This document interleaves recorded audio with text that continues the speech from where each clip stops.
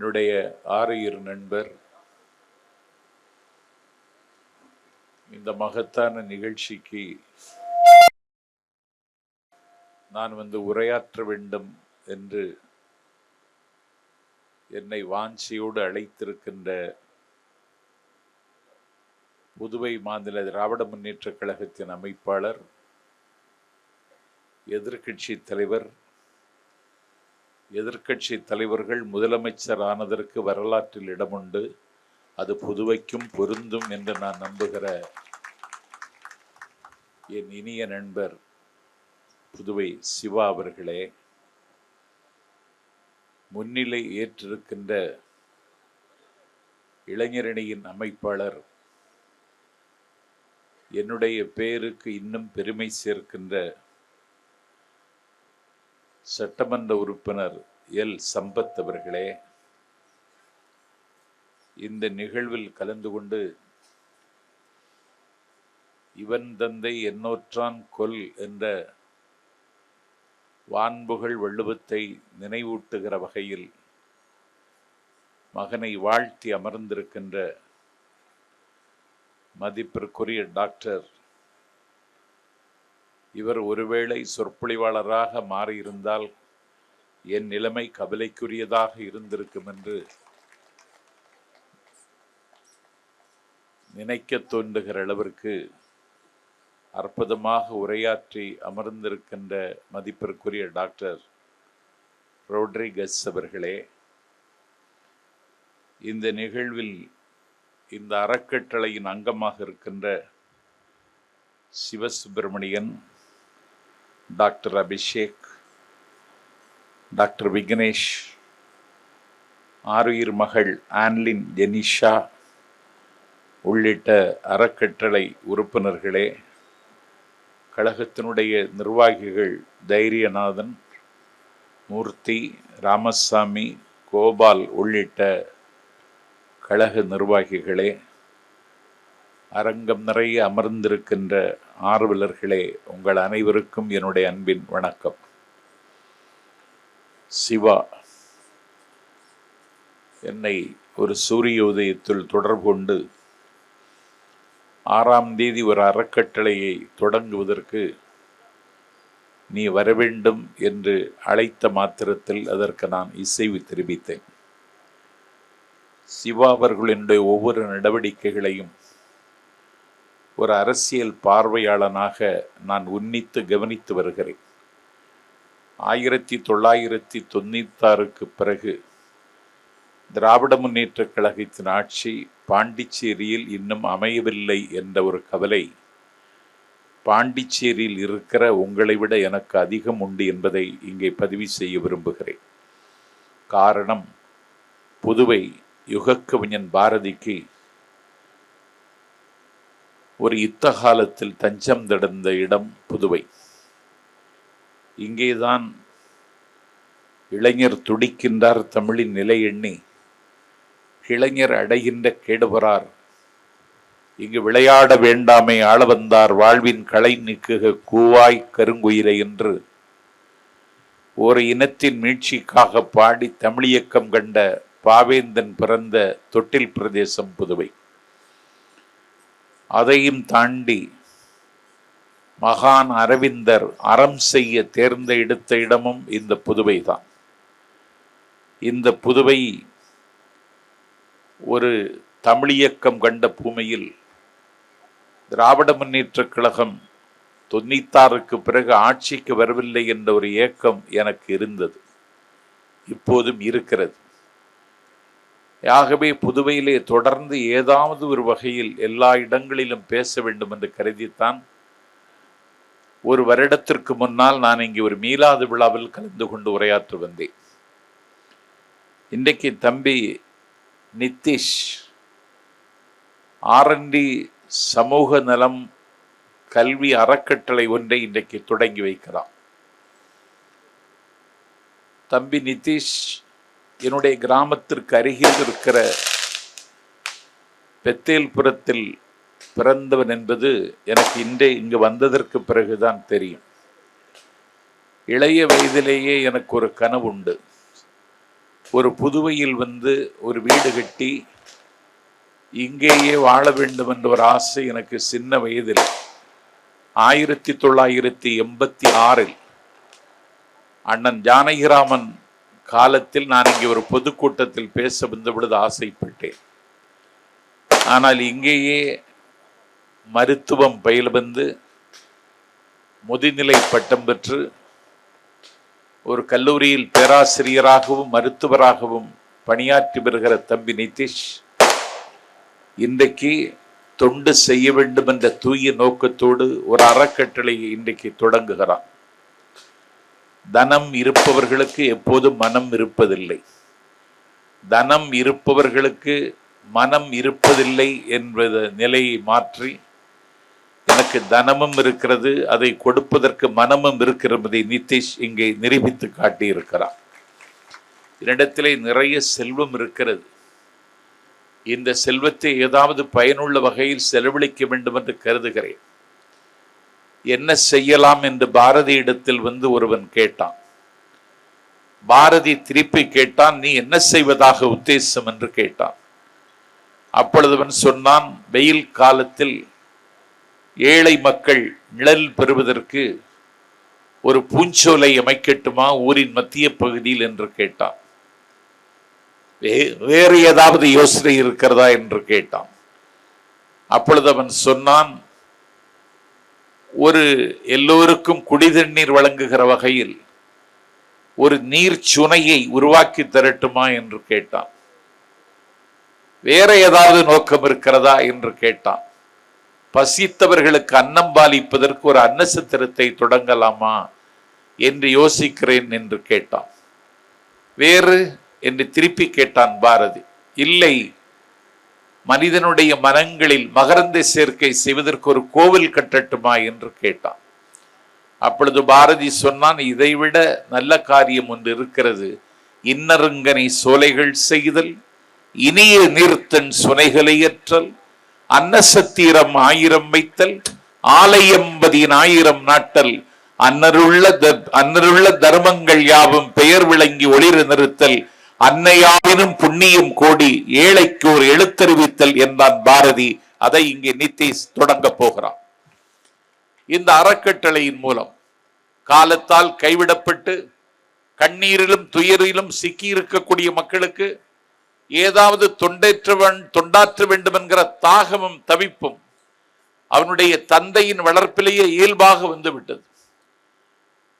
அவனுடைய தந்தை இங்கே மகிழ்ச்சியோடு பதிவு செய்தார், வடை சுட்டவுடனே வடை இடம் மாறிவிடும் என்று. விலை உயர்ந்த துணிகள் மகனுக்கு அவர் ஒரு டாக்டராக இருந்து எடுத்துக் கொடுத்தால் அந்த துணிகளை கனவுகள் காணுகிற கால் சட்டை பருவத்தில் தன்னுடைய நண்பர்களுக்கு கொடுத்து மகிழ்வான் தம்பி நிதிஷ். தன்னிடத்தில் இருப்பதை இன்னொருவரிடத்தில் கொடுப்பதிலே கிடைக்கிற மகிழ்ச்சி வேறு எப்போதும் கிடைப்பதில்லை. ஆகவே கால் சட்டை பருவத்திலேயே பள்ளி பருவத்திலேயே நிறுத்துவதற்கு ஒரு மலையை படைத்து வைத்தாய் இறைவா, உன்னுடைய படைப்பிலே உன்னதமானது இந்த மலைதானா என்று கேட்டான். அப்போது இறைவன் சொன்னான், இந்த மலையை உடைப்பதற்கு ஒரு இரும்பால் முடியும், இரும்புக்கு அந்த வலிமை இருக்கிறது, அந்த மலையை விட உன்னதமானது அந்த இரும்பு என்றான். அப்படி என்றால் உன்னுடைய படைப்பில் உன்னதமானது அந்த மலையை உடைக்கிற இரும்பு தானா என்று கேட்டான்.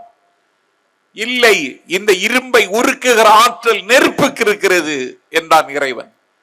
அப்படி என்றால் உன்னுடைய படைப்பில் உன்னதமானது இந்த நெருப்பு தானா என்று கேட்டான். இல்லை, நெருப்பை அணைக்கிற ஆற்றல் தண்ணீருக்கு இருக்கிறது என்றான் இறைவன். அப்படி என்றால் உன்னுடைய படைப்பில் உன்னதமானது தண்ணீர் தானா என்று கேட்டான். இறைவன் சொன்னான், இந்த தண்ணீரை திசை மாற்றுகிற ஆற்றல் எதற்கு இருக்கிறது என்றால் காற்றுக்கும் புயலுக்கும் இருக்கிறது என்றால். அப்படி என்றால் உன்னுடைய படைப்பில் உன்னதமானது காற்றும் புயலும் தானா என்று கேட்ட பொழுது இறைவன் சொன்னான், நான் படைத்ததில் உன்னதமானது மலையோ, மலையை உடைக்கிற வல்லமை உள்ள இரும்போ, இரும்பை உருக்குகிற நெருப்போ, நெருப்பை அணைக்கிற தண்ணீரோ, தண்ணீரை திசை மாற்றுகிற காற்றோ புயலோ இல்லை. என் படைப்பில் உன்னதமானது சபிக்கப்பட்டவனுடைய கண்ணீரை துடைப்பதற்கு எவன் ஒருவன் சத்தமில்லாமல் உதவி செய்ய வேண்டும் என்று விரும்புகிறானோ அவனுடைய இதயம்தான் என்னுடைய படைப்பில் உன்னதமானது என்றான் இறைவன். அந்த இதயம் நித்திஷுக்கு வாய்த்திருக்கிறது. தம்பியை நான் மனதார வாழ்த்துகிறேன். இந்த நிகழ்ச்சியின் மூலம் அவர் ஒரு தொண்டாற்றுவதற்கான சிறகுகளை விரிக்கிறார். தானாக வந்த தானை புயல் ஒளி தாண்டவமாடிய காலகட்டத்தில் காற்றும் புயலும் மழையும் நம்மை இடரிலும் இன்னலிலும் தள்ளிய காலத்தில் துயருற்று சாவை நோக்கி சஞ்சரித்துக் கொண்டிருந்த மக்களுக்காக உதவ சென்றவன், உதவியவன் டாக்டர் நிதிஷ். அவனுடைய தந்தை சொன்னார், தவளக்குப்பத்தில் ஒரு பெட்டிக்கடை வைத்து நடத்துகிற தம்பதிகள், இந்த கடையை நாங்கள் நடத்துகிறோம், இதை வைத்து எங்கள் ஜீவனத்தை கடத்துகிறோம் என்றால் டாக்டர் நிதிஷ் செய்யாமல் செய்த உதவி என்று அந்த பெற்றோர்கள், அந்த கடை நடத்துகிறவர்கள் அவருடைய டாக்டரிடத்தில் சொன்னபோது அவர் நெகிழ்ந்தார். ஆகவே இந்த உலகம் இன்றைக்கு பல்வேறு விதமான இன்னல்களுக்கு ஆளாகி இருக்கிறது. தொண்டால் பொழுதளக்க வேண்டிய ஒரு கட்டாயம் இந்த சமூகத்திற்கு வந்திருக்கிறது. நமக்கு வரக்கூடிய ஆபத்துகளை நாம் இனி வருகிற காலத்தில் எப்படி எதிர்கொள்ளப் போகிறோம், அதற்கு என்ன திட்டம் நிதிஷ் வைத்திருக்கிறார் எனக்கு தெரியாது. ஆனால் இன்றைக்கு ஒரு பெரிய மிலேச்சத்தனமான பாசிசம் ஒரு பெரு வெள்ளம் போல பாய துடிக்கிறது. தலைவர் கலைஞருடைய நினைவு நாள் நாளைக்கு தன்னுடைய பிறந்த நாளை வைத்துக் கொள்வது கலைஞர் மீது வைத்திருக்கக்கூடிய மாறாத பற்றுக்கு ஊனம் விளைவிக்கும் என்று கருதி தன்னுடைய பிறந்த நாளை நாளைக்கு வைக்காமல் இன்றே கொண்டாடுகிறார் என்றால் நிதிஷனுடைய தொலைநோக்கு பார்வைக்கு முன்னால் வானம் கூட சின்னம் சிறியதாகி விடுகிறது. ஆகவே ஒரு பாசிச பெரு வெள்ளம் தமிழ்நாட்டில் படையெடுக்க துடிக்கிறது. அமெரிக்க திருவிடத்தின் அதிபராக பொறுப்பேற்றிருக்கக்கூடிய டொனால்டு டிரம்ப் இந்தியாவின் மீது இன்றைக்கு ஒரு வர்த்தக போரை அறிவித்திருக்கிறார். நேற்றைக்கு காலை செய்தி நான் கண்விழித்து பார்த்த பொழுது, நாமக்கல் முட்டை தயாரிப்பதில் இந்தியாவிற்கே வழிகாட்டுகிற இடம் நாமக்கல். 4.5 லட்சம் முட்டைகள் அமெரிக்காவுக்கு ஏற்றுமதி செய்யப்படுகின்றன. வர்த்தக போரை அறிவித்த டொனால்டு டிரம்பினுடைய அறிவிப்பின் மூலமாக 4.5 லட்சம் முட்டைகளை நாளும் அனுப்பி கொண்டிருந்த நாமக்கல்லில் இருந்து ஒரு முட்டை கூட போக முடியாது என்கிற ஒரு நெருக்கடிக்கு இன்றைக்கு நாம் தள்ளப்பட்டிருக்கிறோம். அப்படி என்றால் அந்த முட்டை தயாரிக்கிற அந்த கோழி பண்ணை உரிமையாளர்கள், அந்த கோழிகள், அதை நம்பியிருக்கக்கூடிய தொழிலாளர்கள், அதை அமெரிக்காவிற்கு அனுப்புவதிலே ஈடுபடக்கூடிய தொழிலாளிகள், எத்தனை லட்சம் பேர் பாதிக்கப்படுகிறார்கள் என்று எண்ணி பார்க்கிற பொழுது என்னுடைய நெஞ்சம் கனத்து விடுகிறது. ஆகவே இன்றைக்கு உலகம் ஒரு மிகப்பெரிய ஆபத்தில் சிக்கிக் கொண்டிருக்கிறது. சோவியத் சொர்க்கம் என்கிற ரஷ்யா இன்றைக்கு உக்ரைனில் ஒரு போரை நிகழ்த்தி லட்சக்கணக்கான மக்கள் இன்றைக்கு உக்ரைனில் இருந்து கொத்தி தின்னுகிற குளிர்காலத்தில் பெற்றெடுத்த பச்சை குழந்தையை மார்பில் அணைத்துக் கொண்டு அகதியாக புலம்பெயர்ந்து சென்றவர்களுடைய எண்ணிக்கை மட்டும் 1 லட்சம் பேர். சின்னம் தெரிய பலஸ்தீனத்தின் மீது இஸ்ரேல் இன்றைக்கு கட்டவிழ்த்து விடுகிற போரா 75,000 பேர்கள் இறந்து போனார்கள் என்பதை விட என் பெருமைக்குரியவர்களே, மருத்துவமனைகளும் சூறையாடப்பட்டு நேற்றைக்கு மட்டும் மருத்துவமனையில் 18 பச்சிளம் குழந்தைகள் செத்து போனார்கள் என்ற செய்தி என்னுடைய நெஞ்சில் நிலநடுக்கத்தை ஏற்படுத்துகிறது. ஆகவே ஒரு அறக்கட்டளையை தொடங்குகிற தம்பி நிதிஷுக்கு சொல்லுவேன், ஒரு சமூக நல்லிணக்கத்தை, ஒரு சமய சகிப்புத்தன்மையை நடவு செய்வதற்கு உங்கள் அறக்கட்டளையின் மூலமாக உதவுவதற்கு ஏதாவது ஒரு திட்டத்தை முன்வையுங்கள். இறைவனை ஆராதிப்பது என்பது அவரவர்களுடைய தேவைக்கும் அவரவர்களுடைய எதிர்பார்ப்புக்கும் உரியது. இதிலே சமயத்தை வைத்துக் கொண்டு அரசியல் செய்யக்கூடிய சதிகாரத்தனத்தை இன்றைக்கு இந்தியாவிலே முதல் போட்டு வளர்க்கிறார்கள், தீனி போட்டு வளர்க்கிறார்கள்.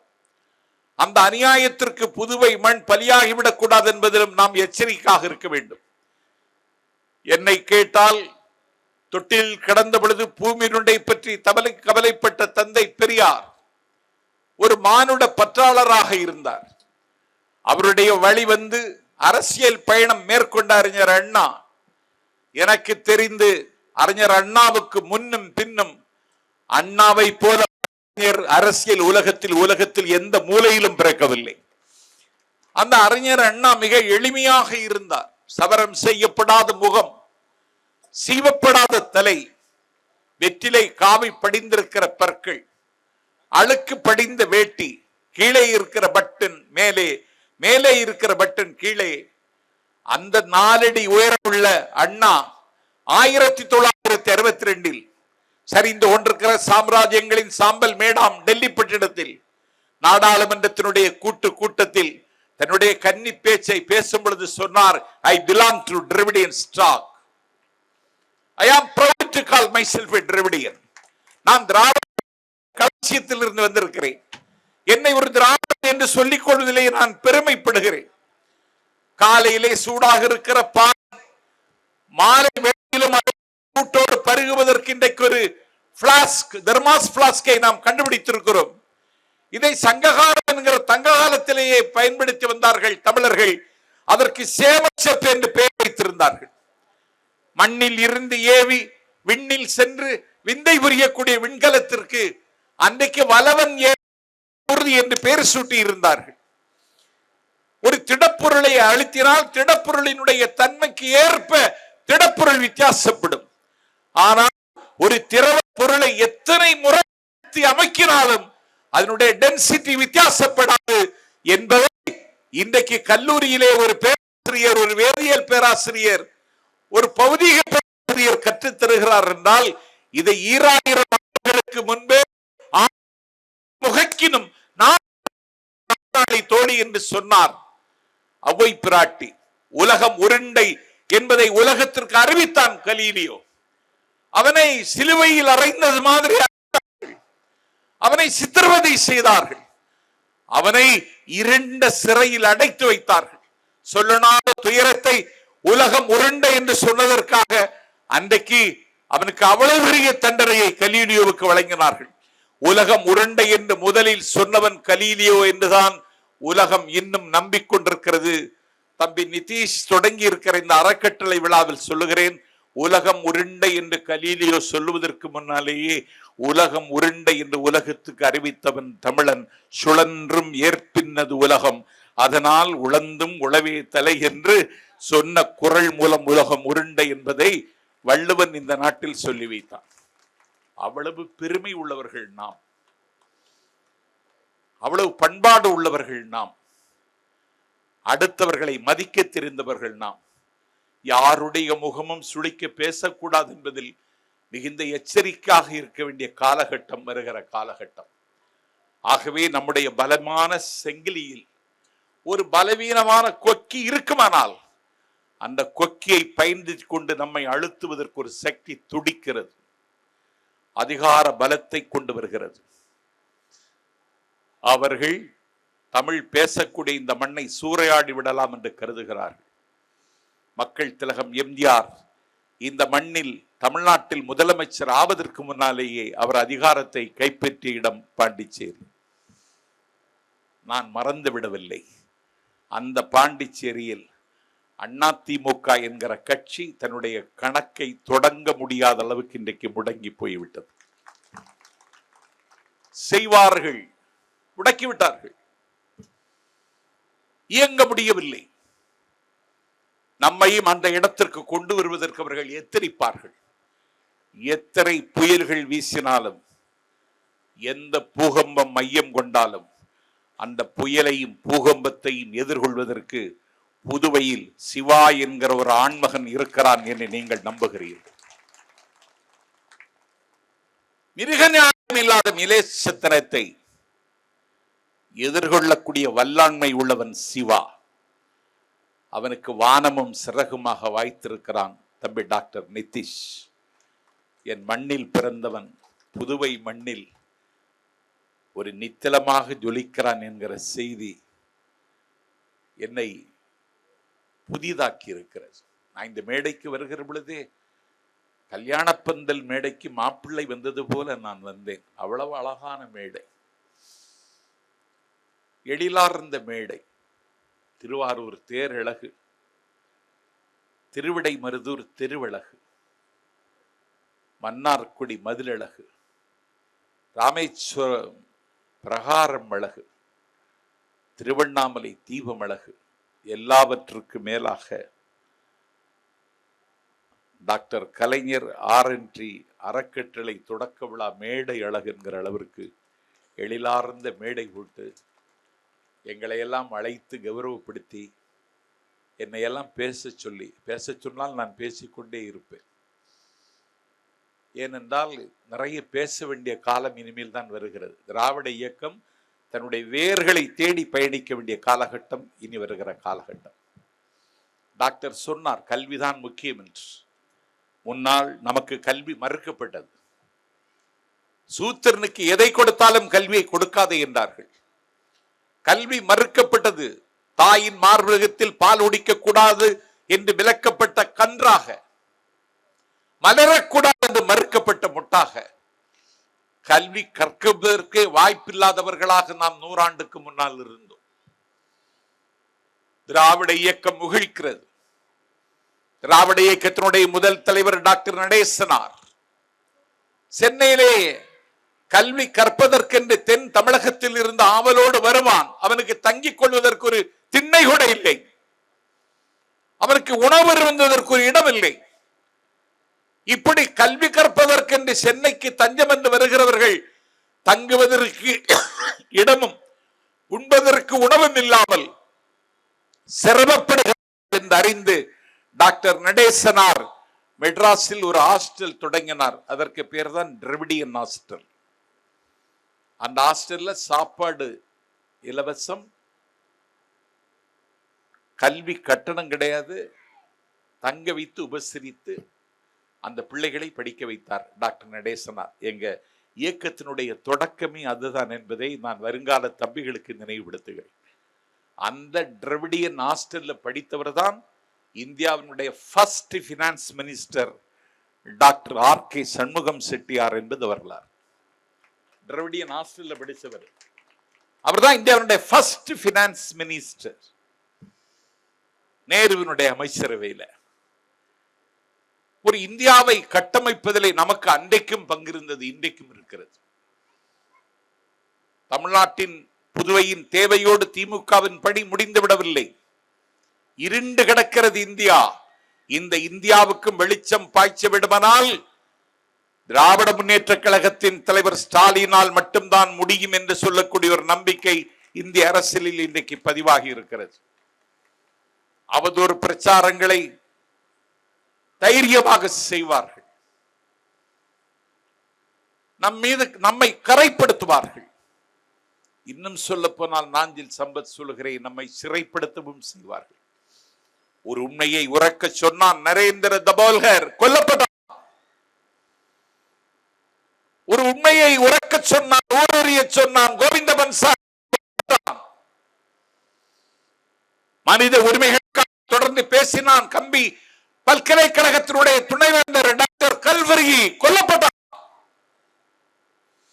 தமிழ்நாட்டில் தடை செய்யப்பட்ட மாதரு என்கிற புதினத்தை கன்னடத்திலே மொழிபெயர்த்து கன்னட மக்களுக்கு வழங்கி கருத்துரிமைக்கு புதிய கவசம் தந்தார் எழுத்தாளர் லங்கேஷ் கௌரி. அவர் வீட்டு வாசலில் பட்ட பகல் 12 மணிக்கு டாக்டர் கம்பி பல்கலைக்கழகத்தின் துணைவேந்தர் கல்ஃபர்கி எந்த துப்பாக்கியால் சுடப்பட்டாரோ அதை சுடப்பட்டு கொல்லப்பட்டார். ஒன்றை வருத்தத்தோடு சொல்லுகிறேன், ஃபாதர் ஸ்டேன்ஸ் சுவாமி மலையின் மடியில் தொழுநோயில் அழுந்திக் கொண்டு மருந்தில்லாமல் உணவில்லாமல் தவிக்கிற பழங்குடி மக்களுக்கு தொண்டாற்றுவதற்கு சிலுவை சுமந்து சென்ற ஸ்டேன்ஸ் சாமி அவர்களுக்கு தொண்டாற்ற போனார். அவர்கள் புண்ணில் நெடுகிற புழுக்களை அகற்றினார், புண்ணுக்கு மருந்தானார், அவர்களுக்கு உணவளித்தார், உறைவிடம் ஏற்பாடு செய்து கொடுத்தார். தொண்டாற்றுவதற்கென்றே ஸ்டேன்ஸ் சாமி தமிழ்நாட்டில் இருந்து புறப்பட்டு போனதற்கு பிறகு அவரை அன்லாஃபுல் ஆக்டிவிட்டீஸ் உப்பா சட்டத்தில் கைது செய்தார்கள், கராக்கிரகத்தில் அடைத்தார்கள். கராக்கிரகத்தில் அவருக்கு ஸ்ட்ரோக், பக்கவாதம் வந்து விட்டது. சிறுநீர் பெய்கிறார், சுத்தப்படுத்த ஆள் இல்லை. மலம் கழிக்கிறார், அப்புறப்படுத்த ஆள் இல்லை. ஒரு குவளை தண்ணீரை வலது கரத்தில் ஏந்தி குடிக்க கைகள் வலிமை இழந்து விட்டன. இன்னும் சிறைச்சாலையில் அவரை வைத்திருப்பது நியாயமில்லை என்று மனித உரிமை ஆர்வலர்கள் நீதிமன்றத்தின் கதவை தட்டி அவருக்கு பிணை தாருங்கள், ஜாமீன் தாருங்கள் என்று கேட்டபொழுது கூட இதயத்தில் காட்டுமிராண்டித்தனத்தை வைத்துக் கொண்டிருக்கிற, இதயத்தை கீழே இறக்கி வைத்திருக்கிற காட்டுமிராண்டிகள் அதற்கு அனுமதி தரவில்லை. என் பெருமைக்குரியவர்களே, சிறைச்சாலையிலேயே செத்துமடைந்தார் ஃபாதர் ஸ்டேன்ஸ். இதுதான் இன்றைக்கு இருக்கிற இந்தியா. இந்த இந்தியாவை ஒரு புதிய திசைக்கும் புதிய வெளிச்சத்திற்கும் கொண்டு வர வேண்டும். என்னுடைய வாக்கை நானே நாளைக்கு செலுத்த முடியுமா என்கிற நம்பிக்கை இல்லை. 70 லட்சம் பேர் தமிழ்நாடு வாக்காளர் பட்டியலில் புதிதாக இணைக்கப் போகிறார்கள் என்ற செய்தி வருகிறது. நாடாளுமன்றத்தில் விவாதிக்க வேண்டும் என்ற கோரிக்கை நாங்கள் முன்வைக்கிறோம். அந்த கோரிக்கை நான் மேடைக்கு வருகிறவரை ஏற்கப்படவில்லை. Right to differ, right to criticise. எந்த கேள்விக்கும் பதிலில்லை, எந்த விமர்சனத்தை எதிர்கொள்ளவும் தயாரில்லை. ஒரு பெரும்பான்மை, இந்த மெஜாரிட்டி இருக்கிற காரணத்தினால் மைனாரிட்டி பழிவாங்கி விடலாம் என்று துடிக்கிறார்கள். சிறுபான்மை மக்கள் அச்சத்தின் மடியில் விழுந்து கிடக்கிறார்கள். எங்கே போய் முடியும் என்று தெரியவில்லை. ஒரே ஒரு செய்தியை சொல்லி நான் நிறைவு செய்கிறேன். திருச்சூர், கேரளா, அங்கே பூரம் என்று ஒரு திருவிழா நடக்கும். அங்கே இருக்கிற இறைவனுடைய பெயர் மகாதேவர். அந்த திருச்சூர் பூரம் விழாவிற்கு லட்சக்கணக்கான மக்கள் சங்கமிப்பார்கள். 108 யானைகள் முகப்படாம் விரித்து அங்கே ஊர்வலம் நடக்கும். அந்த கோவில் திருவிழாவிற்கு அடிக்கல் நாட்டுவதைப் போல கொடியேற்று விழாவிற்கு அந்த கொடிக்கம்பத்தை ஒரு யானை சுமந்து கொண்டு வரும். அந்த யானை தும்பிக்கையில் அந்த கொடிக்கம்பத்தை சுமந்து வருகிறது. அதற்கு பின்னாலே 107 ஆணைகள் அணிவகுத்து வருகின்றன. எந்த இடத்தில் எந்த குழியில் அந்த கம்பத்தை நட வேண்டுமோ அந்த இடத்திற்கு யானை வந்துவிட்டது. கொடிக்கம்பத்தை நடுவதற்கு அந்த யானை முன்வரவில்லை. அப்படி பார்த்துவிட்டு அசையாமல் நிற்கிறது. லட்சக்கணக்கான மக்கள் அரகர மகாதேவா என்று ஆரவாரம் செய்கிறார்கள். ஆனால் கம்பத்தை நடுவதற்கு யானை மறுக்கிறது. பாகன் மேலே இருந்து கத்துகிறான், உனக்கு என்ன பைத்தியம் பிடித்து விட்டதா, கம்பம் நடு என்று கட்டளையிடுகிறான். யானைக்கு புரிகிற மொழியில் பாகன் பேசுகிறான். யானை அசையவில்லை. அவன் அங்குசத்தால் யானையை குத்துகிறான். குத்துகிற இடத்தில் இருந்து குருதி கொட்டுகிறது. யானையினுடைய கண்ணிலும் கண்ணீர் விழுகிறது. ஆனாலும் அது கம்பத்தை நட தயாராக இல்லை. என் பெருமைக்குரியவர்களை, யானைக்கு என்ன ஆயிற்று, மதம் பிடித்து விட்டதா என்று அந்த கோவிலினுடைய தலைமை குருக்கள் யானையினுடைய தும்பிக்கை தடவி, நீ ஏன் கொடிக்கம்பத்தை நட மறுக்கிறாய், ஏதோ அசம்பாவிதம் நிகழப் போகிறதா, திருச்சூருக்கு ஆபத்து வரப்போகிறதா, மக்கள் கவலையில் இருக்கிறார்கள், கொடிக்கம்பத்தை நடு என்று சொல்லிவிட்டு அந்த கோவில் குருக்கள் அந்த குழியில் தன்னுடைய கண்களை அகல விரித்து விழித்து பார்த்த பொழுது, என் பெருமைக்குரியவர்களே, அந்த குழியின் கீழ் தளத்தில் ஒரு பூனை விழுந்து கிடக்கிறது. இந்த கம்பத்தை நட்டால் அந்த பூனை செத்துவிடும் என்று யானைக்கு தெரிகிறது. ஒரு பூனையின் உயிரை காப்பாற்ற யானை ஒரு கொடிக்கம்பத்தையே நடம் இருக்கிறது என்றால், பெரும்பான்மை என்பது யானை, சிறுபான்மை என்பது பூனை.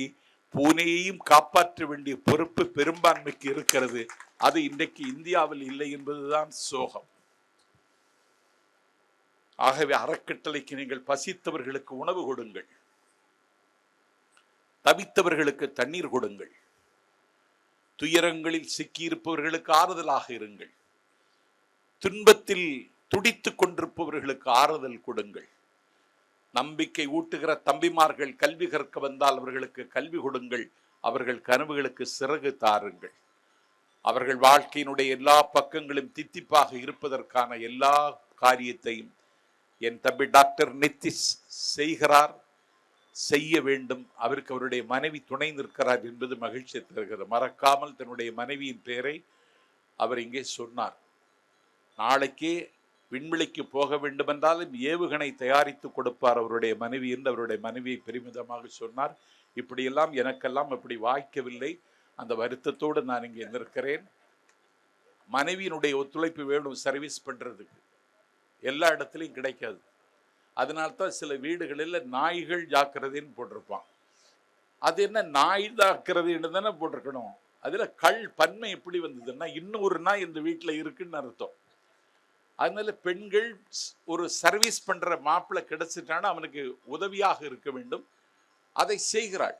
மனைவி சொல்லை கேட்பது பெரிய ஆபத்து. தையல் சொல் கேளுன்னு தமிழ்லே சொன்னாங்க. பெண் பேச்ச கேட்கணும். ஒரு பெரிய கூட்டம் கூடியிருந்தது. லட்சக்கணக்கான மக்கள் சங்கமித்திருந்தார்கள். அங்கே ஒரு சன்னியாசி வந்தார். மனைவி சொல்லை கேட்கிறவன் எல்லாம் வலது பக்கம் வாங்க, மனைவி சொல்ல கேட்கறாதவன் இடது பக்கம் நில்லுங்கன்னா அந்த கூட்டம் அப்படியே அசைந்து வலது பக்கம் வந்து விட்டது. ஒரே ஒருத மட்டும்தான் இடது பக்கம் நின்னா. அந்த சன்னியாசி கேட்டார், நீ ஒருவனாவது மனைவி சொல்ல கேட்காத மாவீரனா இருக்கிறேன்னு. அந்த அவன் சொன்னா, ஒன்றும் இல்லை, கும்பல்ல சேரக்கூடாதுன்னு மனைவி வரும்பொழுதே சொல்லிவிட்டான்னு சொன்னான். அதனால மனைவி சொல்லை கேட்க வேண்டும். ஒரு 2 பேரும் அவங்க எம்டி டாக்டர், என் தம்பி எம்எஸ் டாக்டர், அது ஒரு இஎன்டி ஸ்பெஷலிஸ்ட். இஎன்டி சர்ஜனா இருக்கிறது ரொம்ப அபூர்வமான படிப்பது. அதை அவர் செய்கிறார். இதற்கிடையில் தொண்டு மாற்றுகிறார், கழகத்திற்கும் தொண்டாற்றுகிறார், தலைமையினுடைய நம்பிக்கை பெற்றிருக்கிறார். அண்ணன் சிவாவுக்கு அவர் கட்டளையிடுகிற இடத்தில், அதை நிறைவேற்றுகிற இடத்தில் என் தம்பி நித்திஷ் இருப்பது எனக்கு மிகுந்த மகிழ்ச்சியை தருகிறது. நான் இந்த அறக்கட்டளையை தொடங்கி வைத்ததில் மகிழ்ச்சி அடைகிறேன். இந்த அறக்கட்டளை 1000 பிறை காண வேண்டும், 1000 வசந்தம் காண வேண்டும். இந்த அறக்கட்டளையை தொடங்கி இருக்கிற நித்திஷுக்கு என்னுடைய பாராட்டுக்களை தெரிவித்துக் கொள்கிறேன். உனக்கு என்ன பரிசு தருவதென்று எனக்கு தெரியவில்லை. நான் பாரியாக இருந்திருந்தால் உனக்கு பல்லக்கு தேரியானை பரிசளித்திருப்பேன். வல்வில் ஓரியாக இருந்திருந்தால் வானமண்டலத்தில் மின்னும் நட்சத்திரங்களை கைது செய்து உன் காலடியில் கொட்டி குவித்திருப்பேன். நான் குமணனாக இருந்திருந்தால் என்னுடைய தலையை விலைக்கு கொடுத்து 12000 பொற்காசுகள் தந்திருப்பேன். நான் எதுவும் தருவதற்கு என்னிடத்தில் இல்லை. என்னிடத்தில் தமிழ் மட்டும்தான் இருக்கிறது. ஆகவே தென்றலில் ஒலி வாங்கி, தேனாற்றில் உயிர் வாங்கி, கன்றின் குரலினில் அகர்மனம் கால் வாங்கி, நின்று செல்லும் காவிரியில் நடி உடல் வாங்கி, அன்றில் என்னும் அன்னத்தின் அடி வாங்கி, நாணி மெல்லனிடந்து வலம்பாடும் சங்கெடுத்து, மெல்லியலார் செவிதழில் மெல்ல அரும்பு கட்டி, கல்லாத மழலையிறதும் கனிவாயிற் குடியிருந்து, கற்றோர் அவையிற் கவியான செந்தமிழாம், பெற்றோர் இல்லாமல் பிறந்த பெரும்பொருளாம், தமிழைப் போல என் தம்பி வாழ வேண்டும் நித்திஷ், வரலாறு படைக்க வேண்டும் நித்திஷ். புதுவையின் வரலாற்றில் புதுமைகளை செய்த இளைஞன் என்ற உயரத்தை அவன் தொட வேண்டும். சிகரங்களை நோக்கி செல்கிற அவன் பயணத்தில் நீங்கள் அவனுக்கு சிறகுகள் தர வேண்டும் என்று கேட்டு இந்த வசந்த வாய்ப்பிற்கு நன்றி சொல்லி, இன்னும் நான் பேசிக்கொண்டே இருந்தால் நிலைமை தெரியாதவன் என்ற பழி வந்துவிடும் என்று பயந்து விடைபெறுகிறேன். நன்றி, வணக்கம்.